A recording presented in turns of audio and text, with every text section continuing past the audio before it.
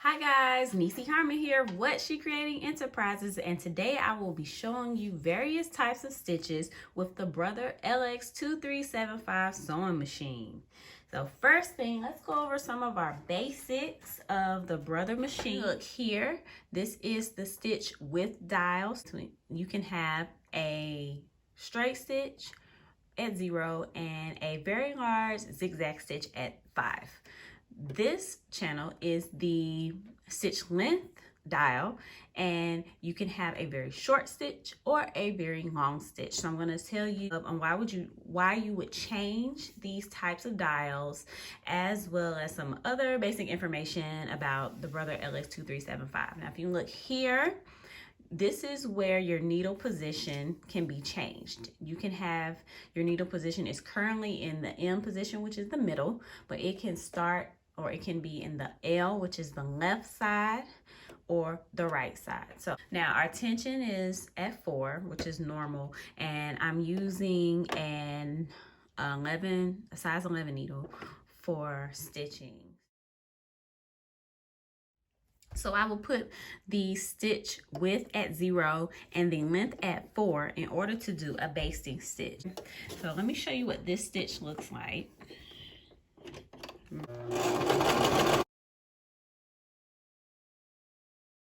So here's an example of a long stitch that I completed with this machine. So you can do basting, temporarily holding things together and whatnot. So I'm going to keep it at 0 and turn this to 3. Now this is what I usually use for my basic stitch. 0 on the width and 3 on the length will get you a basic straight stitch. So let me show you. A 0 on the stitch width and a 1 on the stitch length. A lot of times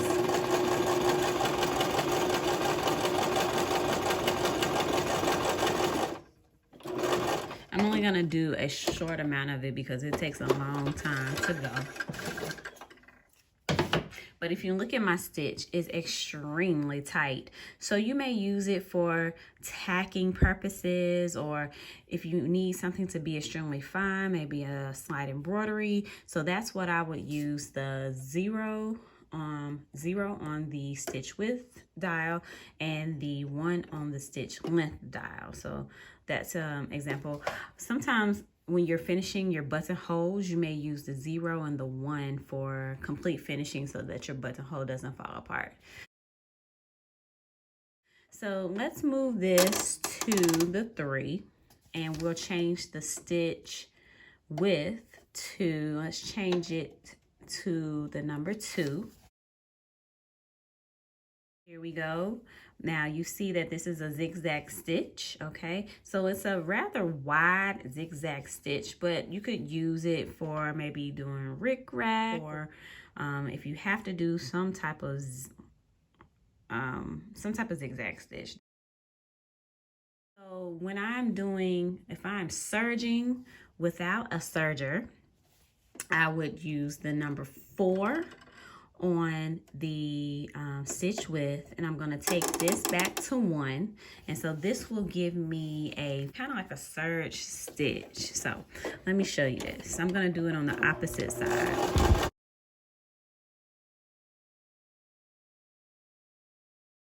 So with my stitch width at the number 4 and my length at the number 1, it gives me sort of like a serge stitch. It looks like it kind of messed up right there, but you know, this is a great way if you have to serge and you don't have a serger at home. I would take my scissors and just cut along this thing, and now you have a slightly serge stitch.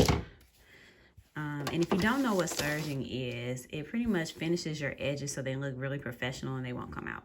But this is actually what you could do with this, and so I think that this is a great option. Also, if you want to do some type of slight monogramming or embroidery, then you could do some type of zigzag. Put it at 2 for your stitch width and 1, and you'll have a smaller zigzag.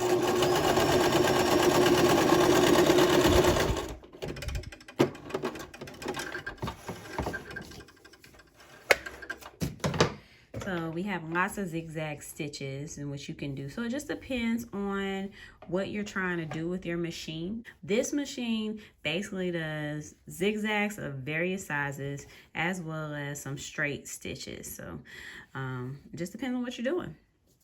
So I hope that this was a great guide to you if you are using the Brother LX2375 machine. Hit me up with your comments. Follow us on Instagram and Facebook. Subscribe to our page, like our video, and thanks for watching and happy sewing!